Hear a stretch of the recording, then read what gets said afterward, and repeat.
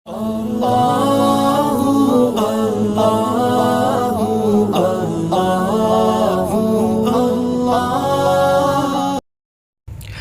वालेकुम मलगरो हिल लरम چې جوړ روغ او خوشحاله به یاستئ او د صحت په جامو کې به پټ یاستئ.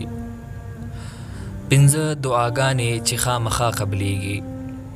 ګرانو ملګرو، نبی کریم صلی الله علیه وسلم وفرمایل د یو چا په غیر موجودګي کې هغه ته دعا کول حتما قبلیږي. دعا کولو والته یوه فرښته موجوده وي او کله چې هغه کس دعا کوي نو فرښته ورسره آمین وایي او وای چې بل مسلمان ته کومه دعا تا کړې ستا لپاره هم د همهغو نعمتونو زیری دی. الله تعالی فرمایي چې زه به یې له تا شروع کوم، یعنی بل مسلمان ته چې کومه ته دعا کوې اول به یې تا ته اجر درکوم. قدرمنو اوریدونکو، نبی کریم صلی الله علیه وسلم وفرمایل پنځه دعاګانې الله تعالی حتما قبلوي.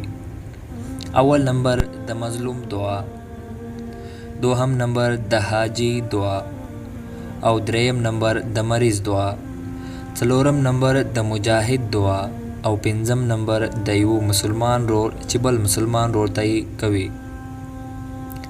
حضرت ابراهیم علیه السلام وفرمایل زه به همیشه په شپه کې د یوې داسې موقع په تلاش کې وم چې خانه کعبه خالی وي او زه یوازې عبادت وکړم. یوه ورځ کله چې خانه کعبه خالی وه او باران ورېده، ما یوازې طواف کاوه. ما فکر وکړ چې ولې نه له موقع څخه فایده واخیستل شي او په باب کعبه کې مې اور بل کړ او د مغفرت لپاره مې دعا وکړه. یو ناڅاپه غږ را باندې وشو چې ټول مخلوق له ما څخه مغفرت غواړي. ما چې دا واورېدل نو ما وویل یا الله تعالی خالی د ما ګناهونه معاف کړه. بیا جواب راغی چې ای زما بنده، ته له ما سره د ټول مخلوق په اړه خبرې وکړه، یعنی د نورو په اړه دعا وکړه.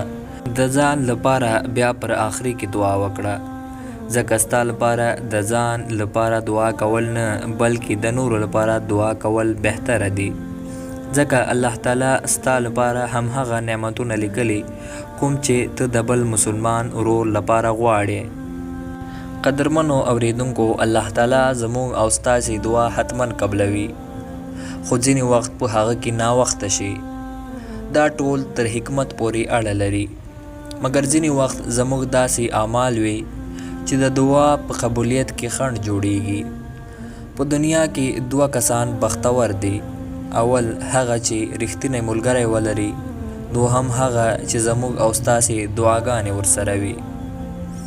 ملګرو، که ویډیو مو خوښه شوې وي نو له نورو ملګرو سره یې هم شریکه کړئ او د لا نورو داسې ویډیوګانو لپاره زموږ چینل سبسکرایب کړئ.